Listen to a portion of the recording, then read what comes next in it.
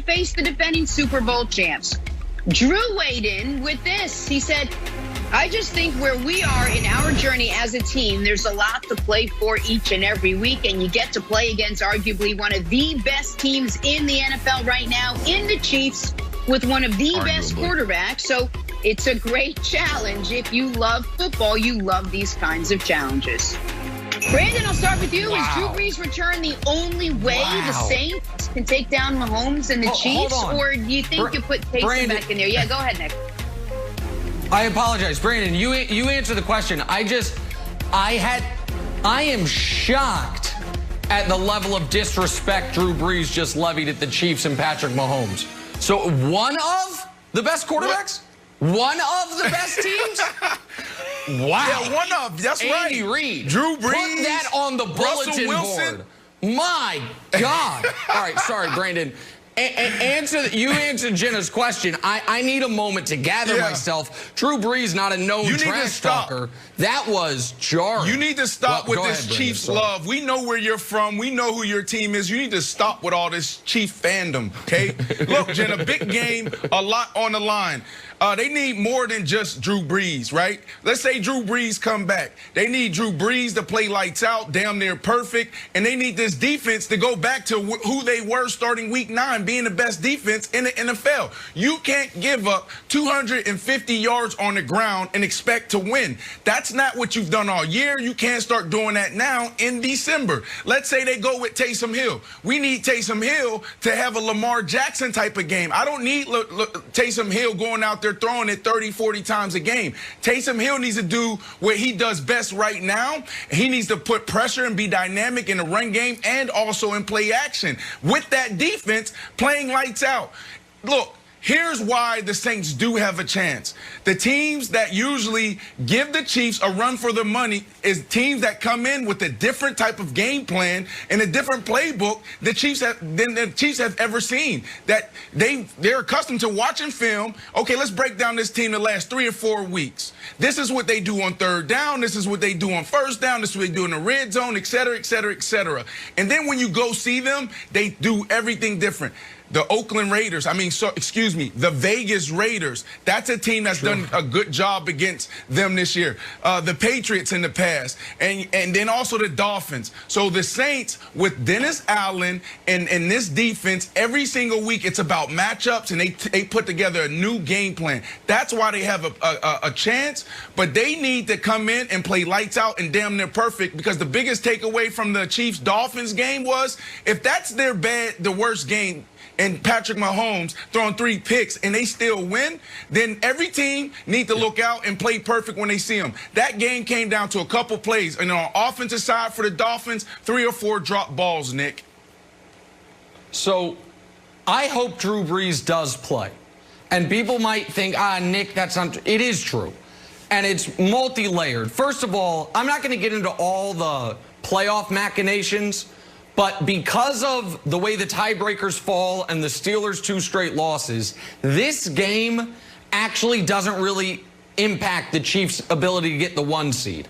Assuming the Steelers win out the rest of the way, the 1 seed is going to come down to if the Chiefs beat the Chargers in Week 17. If they do, no matter what happens against the Saints, they're the 1 seed. If they don't, no matter what happens against the Saints, they're the 2 seed, assuming Pittsburgh goes 3-0 the rest of the way.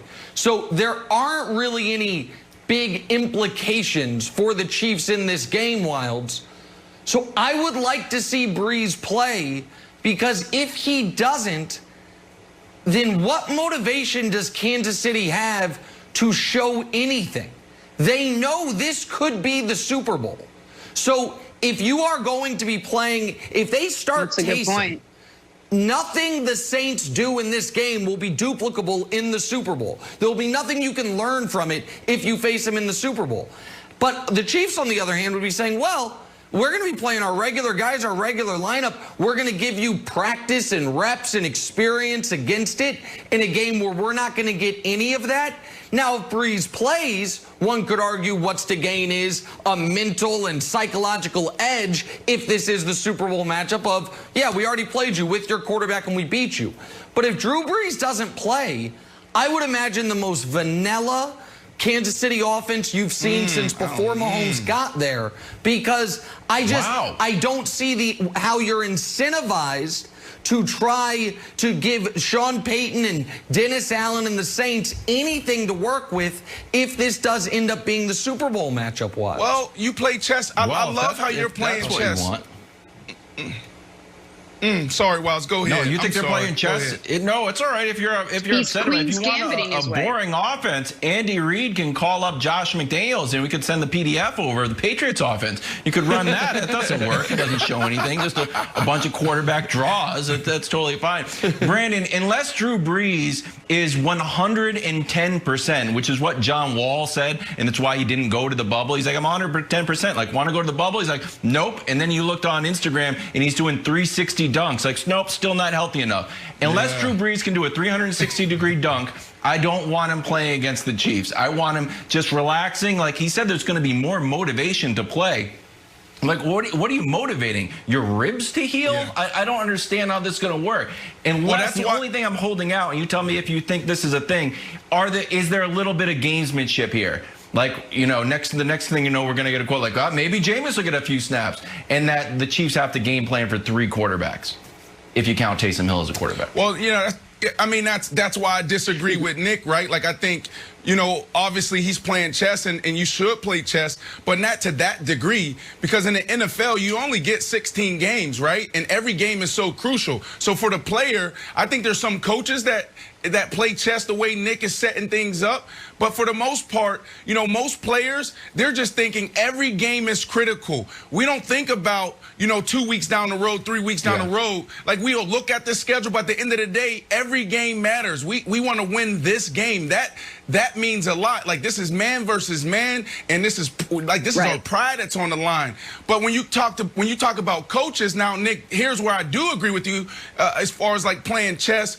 It's, look, don't go in with a vanilla game plan, but let's show them something. So if we do see them in the Super Bowl, then we can use counter. It against them. Let's run this run play, misdirection, and then next time we pull it and we throw this pass. So I like to play chess that way, where we actually come with something, and then when we see them again, we built off of that package. I love the chess references. I got to learn how to play. So you guys mentioned Jameis Winston. This is interesting. Sean Payton joined the Huddle and Flow podcast. So he covered a number of topics, including how Jameis plays into the Saints' future at quarterback. They've gone with 30-year-old Taysom Hill. We know that, while Drew Brees has been sidelined. But Sean Payton said Jameis is, quote, going to have that opportunity the minute Drew leaves. So, Brandon, who's more likely to be Brees' successor at this point? Taysom or Jameis? We haven't seen Jameis Winston in there yet for Brees. Yeah, no, listen, guys, if you haven't heard it, go listen to the podcast, Huddle and Flow. You got Jim Trotter and Steve. They did a phenomenal job in interviewing Coach Payton. The reason why I love listening to it, because you get a behind the curtain look on this whole dynamic between Jameis and Taysom. Who's going to start? Like, that was the biggest question. We all thought it was going to be Jameis Winston, and he actually goes into the why. He says, I promised Taysom that if he comes back, he will be the #2 guy. Now, look, in the middle of a game, if somebody goes down, then I'm going to go with Jameis. So now we see it. And he also talks about how Jameis is the guy. He's a starter. He's done everything right. So I believe that Jameis will be it. Nick, you crush Taysom all the time, and there is some validity behind it. I think this guy's trending in the right direction. I think he's developing, but I don't think that, you know, with Jameis playing good football and protecting the ball, #1, that he's better than him. So I do think that Jameis will be the guy moving forward. Yeah, Taysom might be trending in the right direction. He's 30 years old. You know, age 35, he might have this quarterback thing down. Hopefully, he's still got some time left in the league at that point. But Jameis is 26 years old and threw for 5,000 yards last year. Obviously, his turnovers are a historic problem. If I'm the Saints, I desperately want to give him a chance to see if, under a different offense, different coaching, different skill guys, if he can just become below average as far as turning the ball over instead of one of the worst in NFL history, then he's a good quarterback. Low bar. Because of the arm talent, because of the ability to throw the deep ball. I know we don't have time to get into it right now, but our old buddy Kevin Wildes put him under truth serum. I think if he had a time machine, he'd rather have had Jameis than Cam, knowing what we know now. So, yeah, I do think that's Jameis is, if the quarterback of the future is on the Saints, it has to be Jameis. Maybe it's neither, but it's certainly not Taysom. Yeah, and Nick, really quick, this is why I think Jameis can thrive in this offense, in this system, because it takes all the guesswork out of it, right? A lot of guys, they throw a lot of picks because they go out there, they do their own thing. Coach Payton is not going for you doing your own thing. It's literally, here's what we're doing. We're going trips right. We're going gopher. We're going, let's say, all go. We got go on the outside, a seam in the middle. We got this third receiver, which they're known for running across the field, and this dude doing the speed.